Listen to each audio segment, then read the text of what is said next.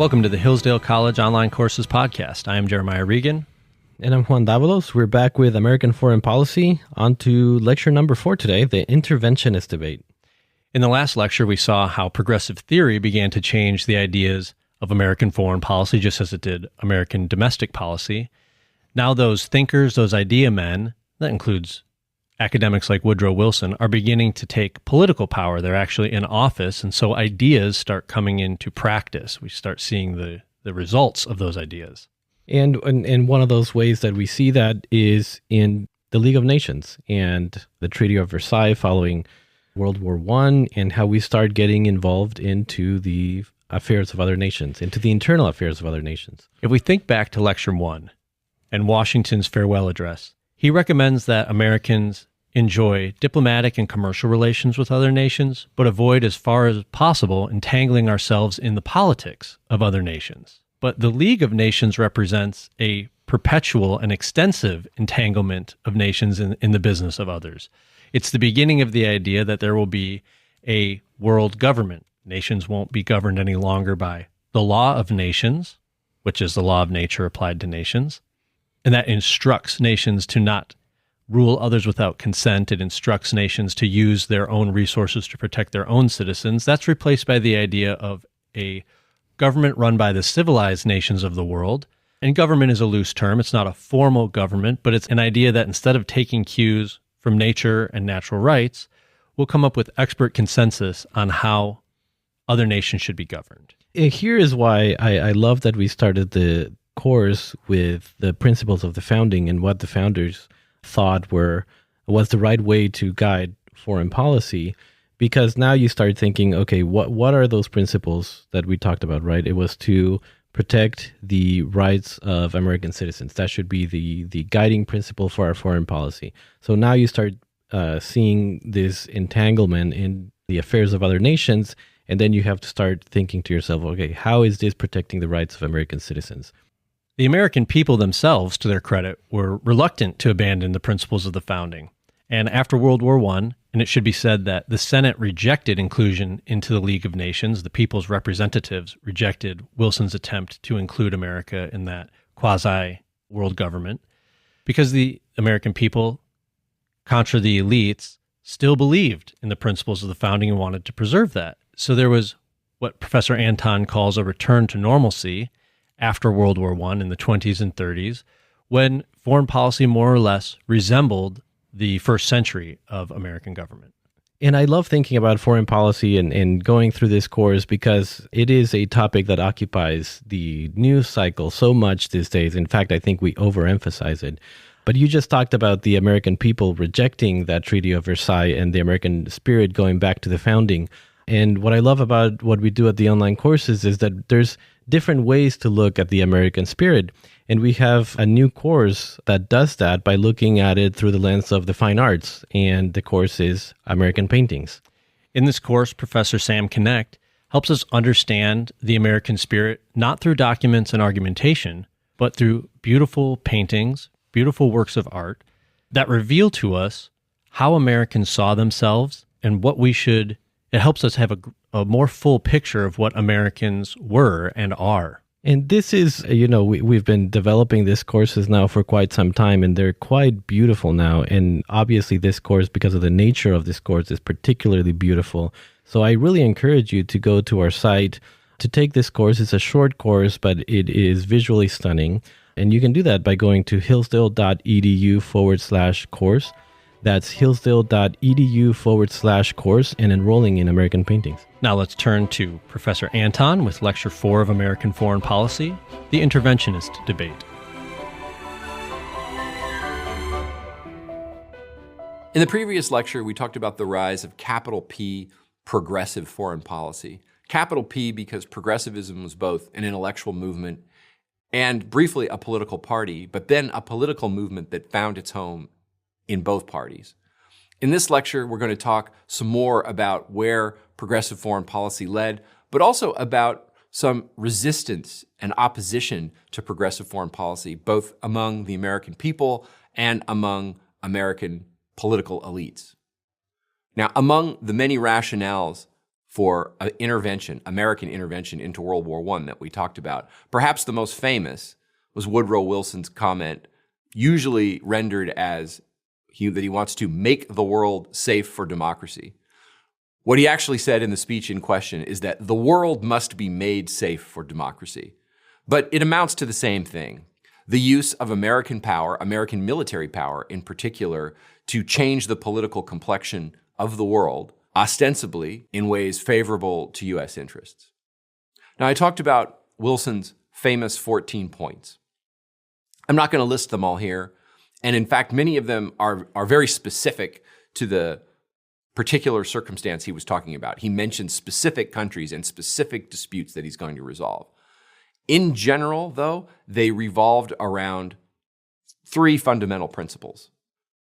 And I would say that those are the promotion of democracy in Europe. Now remember, Europe was well behind America in terms of democratic development.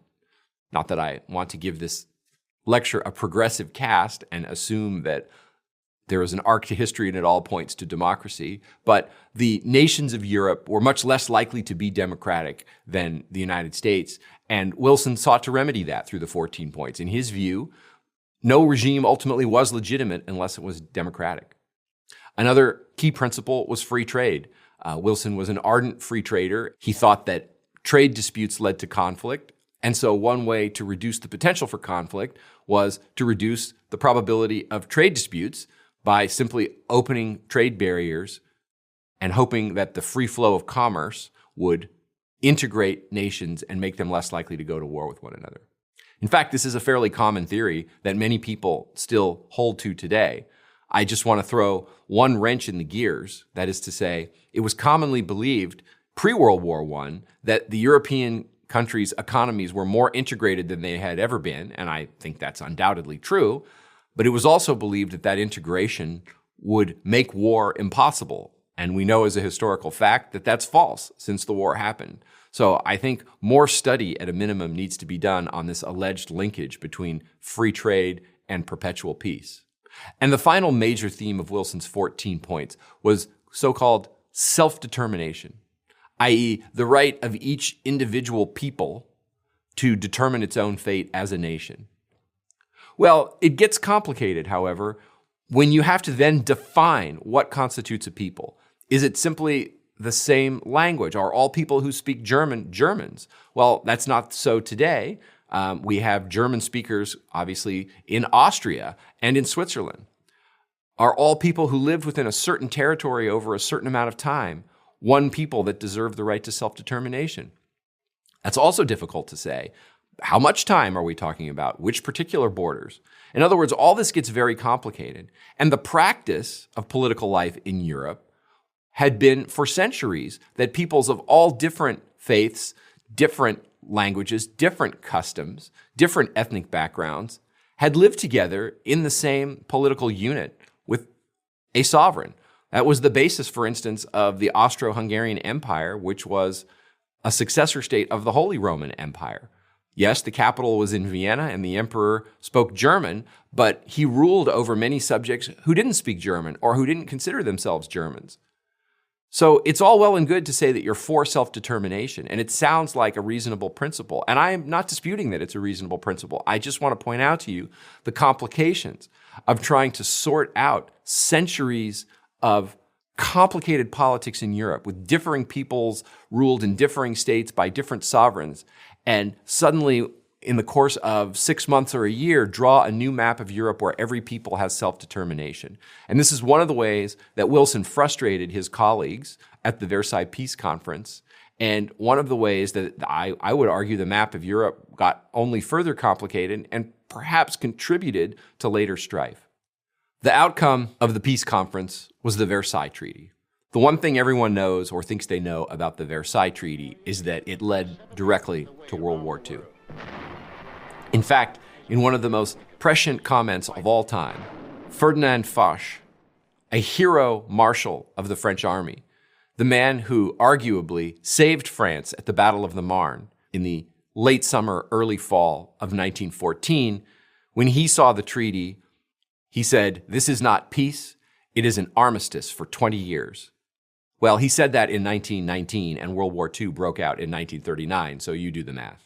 What most people remember about the Versailles Treaty is that it imposed war guilt on Germany. It accused Germany of having been responsible for the war, and it imposed very harsh reparations payments that led to, among other things, the decay of the Weimar Republic. This was a democratic government in Germany that was founded after the fall of Wilhelmine or Imperial Germany and the ouster of Kaiser Wilhelm, who lived out the rest of his days in Belgium, led to hyperinflation, which contributed mightily to the fall of the Weimar Republic, which then contributed mightily to the rise of National Socialism and Hitler, and also created great resentment in the German people that Hitler was able to use to his advantage, both to seize power and to rebuild the German armed forces in violation of the treaty. And I don't dispute any of that interpretation of the Versailles Treaty, but I want to talk about its implications from the perspective of the American side. A treaty is negotiated by the executive branch, but it must be ratified by the U.S. Senate. And the ratification is a supermajority, a 2/3 vote, not a simple up or down vote. When the Wilson administration brought its treaty to the Senate, it found it difficult to get passed. The Versailles Treaty almost certainly would have passed had it needed only a simple majority vote, but finding 2/3 proved to be very difficult. A number of different coalitions were tried, and they couldn't quite get it over the line. And one of the big sticking points was over the proposed League of Nations. Some of you may have heard of the League of Nations. It's in a way a predecessor, a trial run for the United Nations. It was an international body established in this treaty, a forum in which to resolve disputes that might otherwise lead to war. And this was a big problem for many members of the U.S. Senate and many factions of American elites and the American public, because they believed that in signing on to the League of Nations, the United States would be trading away some of its sovereignty. It would be outsourcing to a foreign body, an external body, questions of war and peace that properly, constitutionally reside only with the U.S. Congress, with the American people and their elected representatives. And another sticking point over the treaty points back to a theme that we've talked about in earlier lectures. Remember George Washington's warning that the American people develop neither passionate enmities or hatreds for other countries, but also no passionate attachments to other countries. Well, there were a lot of German Americans who felt that the treaty was too harsh on Germany, and they hated it for that reason. But there were also a lot of Irish Americans who felt that the treaty was too favorable to Britain, and they hated it for that reason. So old General Washington's warning came back to bite Woodrow Wilson on the behind, you might say, and his treaty failed to gain ratification in the United States Senate.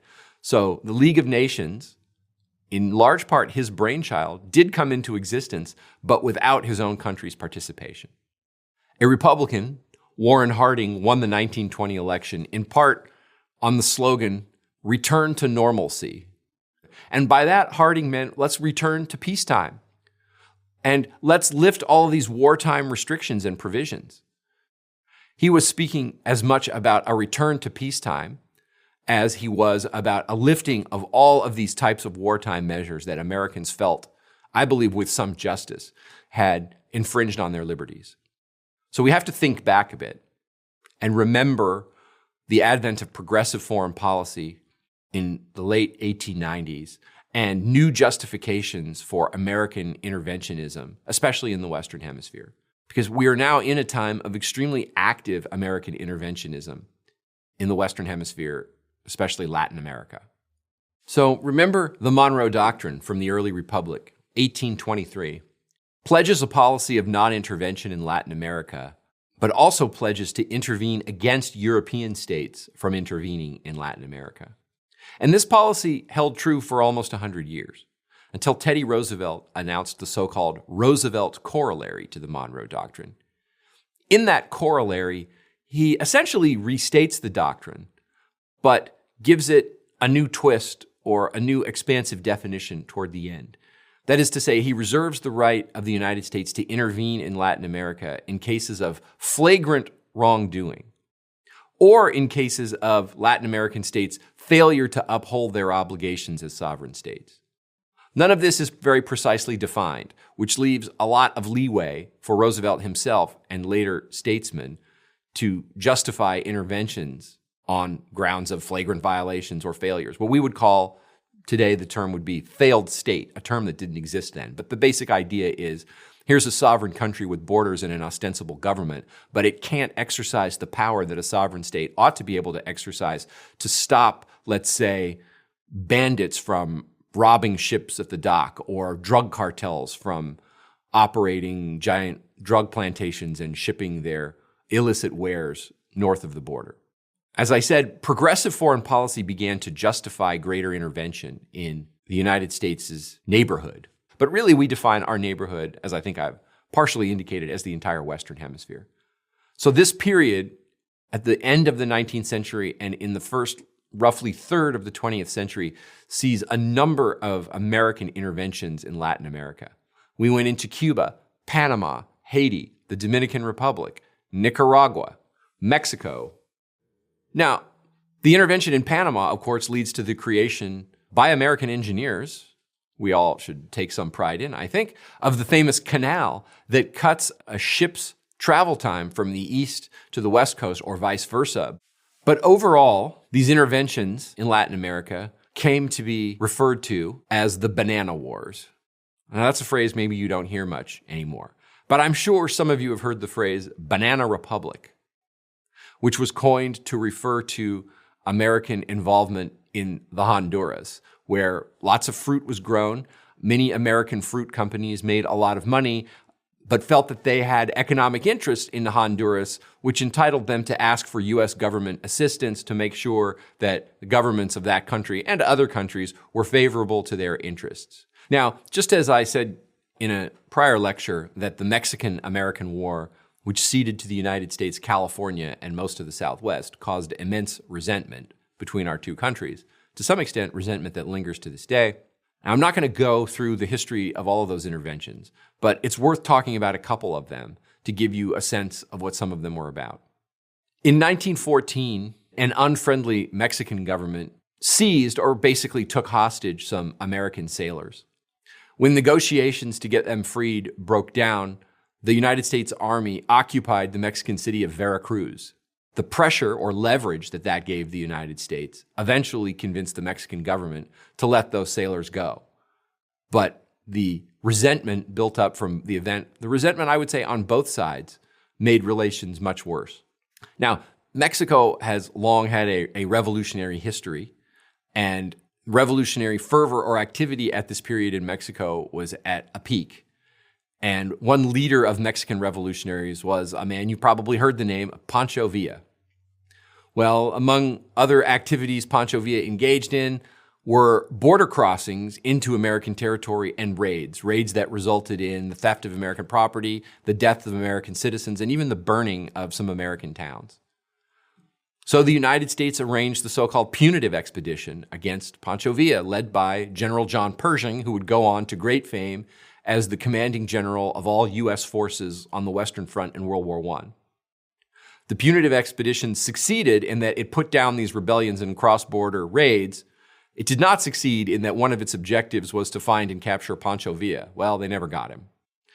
But I would say these two interventions are at least justifiable according to the terms that we've seen the founders laid out for what counts as a warranted intervention in a country's internal affairs. United States interests and personnel and people were being directly threatened, and in the case of the Pancho Villa raids, United States territory was being directly violated. A harder intervention to justify on the founders' grounds is the United States' long 21-year intervention in Nicaragua. This began as an expedition by the U.S. Marines to protect American business interests in Nicaragua. And those business interests were multitudinous and complicated. I will mention only one, which is there was an attempt to build a canal through Nicaragua. That attempt was eventually abandoned with the completion of the Panama Canal, although Nicaragua being so much farther north, the Nicaraguan Canal was considered more geographically advantageous. I just mention as an aside that, in a way, even though work on the Nicaraguan Canal was abandoned at the time, no one ever gave up on the project entirely. And as of today, it's still conceptually alive. That is to say, there are still engineers and shipping companies looking at it, along with the Nicaraguan government, who think perhaps that they can make it work. We'll see how that turns out. But whatever the origin of the intervention in Nicaragua, the Nicaraguan people, for perhaps not mysterious reasons, viewed that intervention as an invasion and occupation of their country, and it provoked a rebellion. And it provoked a rebellion that the Marines spent many years trying to put down. I think, however, that if we are to judge the Nicaraguan intervention by the founders' principles, it would have to come up wanting. The founders might be somewhat sympathetic to the use of U.S. military power to protect business interests. But I think we might be able to make a distinction between attacking pirates who are preying on American shipping and going in and rearranging the affairs of another country so that that country's government is more friendly to U.S. business interests.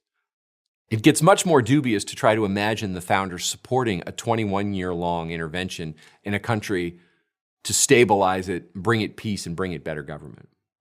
Well, one of the outcomes of the Nicaraguan intervention is that by its end, the American people really no longer supported it. They wanted the Marines well out of Nicaragua. And as often happens, it takes an election to make a policy change like that. Well, FDR was elected by a landslide in 1933, and one of his early actions was to end that intervention and announce the so-called good neighbor policy. And the good neighbor policy was, in essence, a restatement of the original Monroe Doctrine, a statement of non-intervention by the United States in the Western Hemisphere, with the hoped-for outcome of better relations between the USA and the countries of Central and South America, which FDR realized were very resentful of U.S. intervention, and he wanted to tamp down that resentment and improve relations between America and the many countries to our south.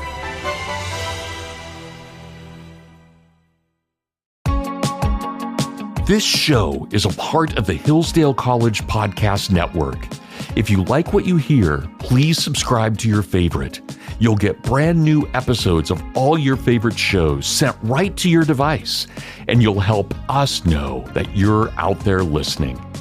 Never miss another episode by going to podcast.hillsdale.edu/subscribe. That's podcast.hillsdale.edu/subscribe. Or click the follow or subscribe button on Apple Podcasts, Spotify, or YouTube.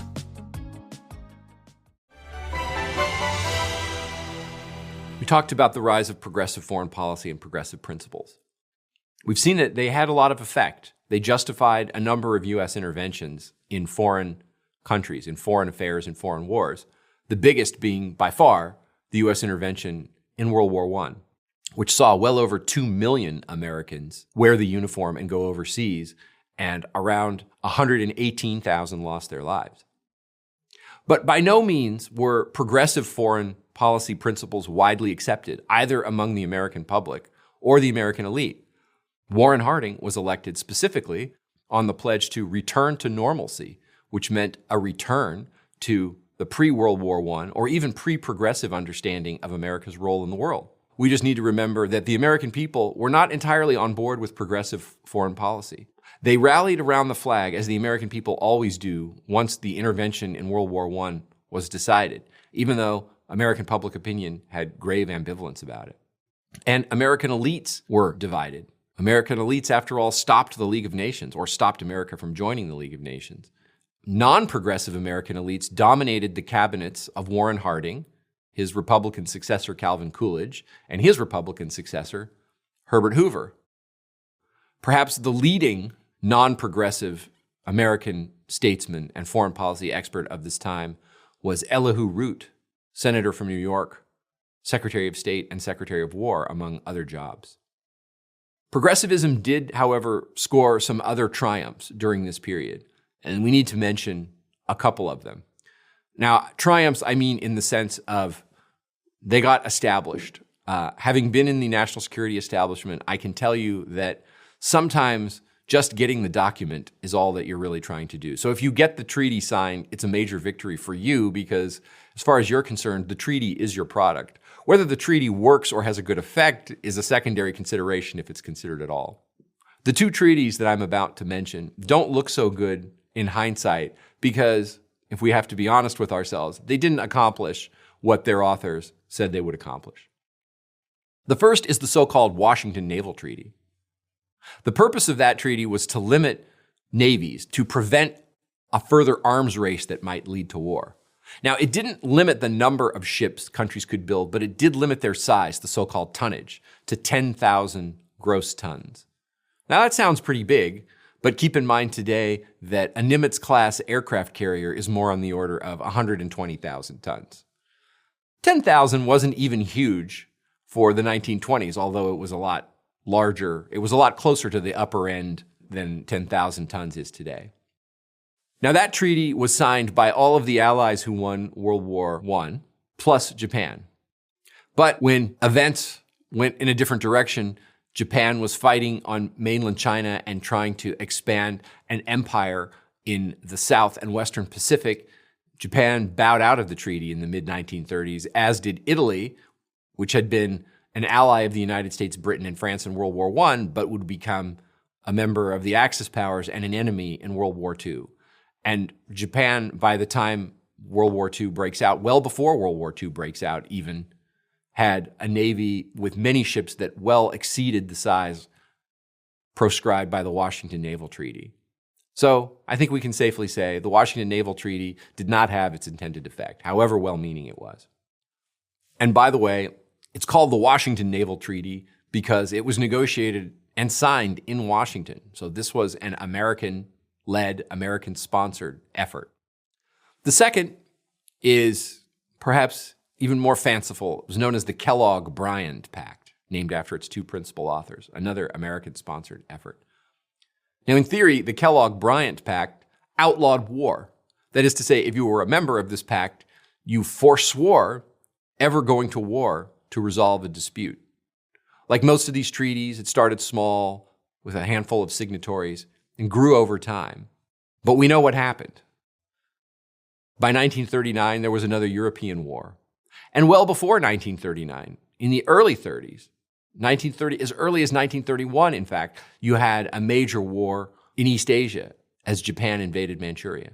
So the Kellogg-Briand Pact, I'm willing to say it was well-meaning, but I have to perhaps inject a little partisan judgment here and say it's just complete folly to assume that anyone can write a treaty, no matter how perfect, that will outlaw war. It's unfortunately part of human nature and part of the human condition. We should do all we can to limit war, to prevent war, to make war as rare as possible, as little costly as possible, and as short as possible. But if we set ourselves to the utopian aim of outlawing war, I'm afraid we're always going to be disappointed. Now, the rest of this period, that is to say the period covered by this lecture, because we're going to go into the immediate pre-World War II period and then the war in the next lecture, is really a tug of war between progressives and non-progressives in terms of the conduct of American foreign policy. The hindsight view is that America should have been more involved with the rest of the world all throughout this period, and had it been so, World War II could have been prevented. That's what historians say is a counterfactual. It can't be proved either way. It's a hypothesis often given for tendentious means to push a particular viewpoint of the person offering the argument. What we can say with somewhat more confidence is that the Roosevelt administration, the Franklin Roosevelt administration that is, especially in its first term, was focused almost entirely on domestic matters, paid not that much attention to what was going on in the rest of the world, and to the extent that it did pay attention to what was going on in the rest of the world, it did so from an economic and trade perspective. Now, we know what was going on in the rest of the world. Hitler became Chancellor of Germany in 1933. As I said, Japan invaded Manchuria in 1931 and began a campaign of imperial conquest, not just on the East Asian mainland, but around the Western Pacific. Hitler violated the Versailles Treaty by strengthening Germany's military beyond the limits set by that treaty. He reoccupied the Rhineland. He did the Anschluss with Austria. He annexed an entire country, the Munich Agreement in 1938, and so on. All this time, it was alleged that America was, for the most part, checked out. But it also happened that as the situation, especially in Europe, but also in the Pacific, worsened, FDR and his administration shifted their focus from domestic policy and spent more and more time on foreign policy, on foreign affairs. And in so doing, they ran up against a fairly strong current in American public opinion that did not want the United States to get involved in another war. And the Roosevelt administration became more and more internationalist in outlook. That is to say, it wanted the United States to become more involved, but it had this major public opinion problem. And so it had to pursue a policy, in effect, by stealth. That is to say, to reassure the American people that it wouldn't get them into another war. It would offer help to other nations short of war. But it's important to note that resistance to this increasing American internationalism built throughout the late 1930s, culminating in the America First Committee led by Charles Lindbergh, the man who famously first crossed the Atlantic solo in an airplane in 1927. Now, the hindsight view of the America First Committee was, of course, well, they were all wrong because they didn't want the U.S. to get involved in World War II, but the U.S. involvement in World War II, number one, turned out to be a complete triumph for the United States of America, and number two, turned out to be completely necessary because of the evil nature of the regimes in question. And Lindbergh himself said some disreputable things about Jewish people and others that have led to tarnish his reputation. But it's a mistake to dismiss the America First Committee as nothing but some kind of nativistic, xenophobic, isolationist movement. In fact, widespread throughout American public opinion was an opposition to being involved in any way in World War II, an opposition that ran the gamut from people very far to the right all the way to committed American socialists. Gallup, America's first and most prominent polling company for many decades, polled the American people consistently throughout this period and found them overwhelmingly, typically about 2-1 against further American involvement in the war. So that was the main hurdle that the Roosevelt administration had to overcome in order to fulfill its desire to make the United States more involved internationally and ultimately to support the Allies in the war. The battle lines drawn at the time came to be seen as the so-called liberal internationalists versus the neo-isolationists, or the isolationists simply.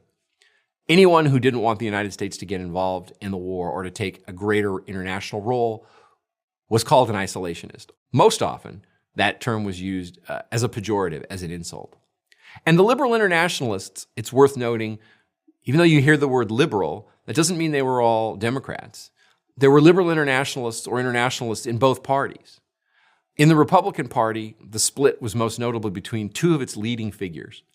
Robert Taft of Ohio, son of the former president, who was, at least politically, if not in popular culture, the leader of America's isolationist wing or non-interventionist wing. And his great opponent in this debate was Senator Arthur Vandenberg of Michigan, who was the leader of the Republican internationalists, who increasingly allied with the Democratic Roosevelt administration as war approached, offering the Roosevelt administration political support in the Senate for many of Roosevelt's initiatives to support the Allies.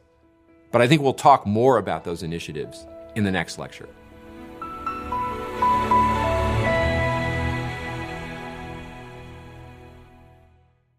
Thank you for listening to this episode of the Hillsdale College Online Courses Podcast. If you want to continue learning, please visit hillsdale.edu/course. There, you will find over 40 free online courses including Ancient Christianity, the Genesis story, classic children's literature, and many more. The courses include additional readings, study guides, fully produced videos, and you can chat with your fellow students on a dedicated forum. Upon completing a course, you will also get a certificate. All our courses are free because we believe that what you'll learn will enrich your life and that a virtuous citizen is the best defense for liberty. So pursue the education necessary for freedom and happiness at hillsdale.edu/course today. That's hillsdale.edu/course. Thanks for listening.